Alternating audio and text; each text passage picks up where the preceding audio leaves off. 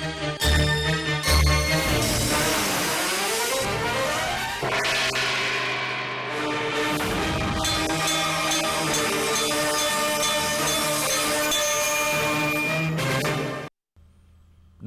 ఘంటారావానికి స్వాగతం. ముందుగా ప్రధానాంశాలు.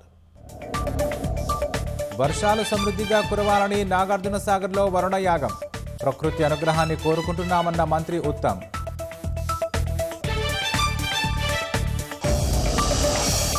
వరంగల్ జిల్లా నర్సంపేటలో బీఆర్ఎస్ నాయకుల ధర్నా. పెద్ది సుదర్శన్ రెడ్డి విగ్రహం గద్దెను కూల్చడంపై ఆగ్రహం.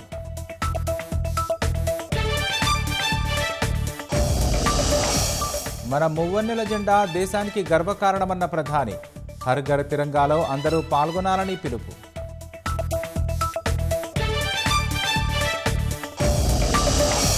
మధ్యప్రదేశ్ రాజధాని భోపాల్లో దంచికొట్టిన వర్షం. రహదారులు జలమయం, స్తంభించిపోయిన జనజీవనం.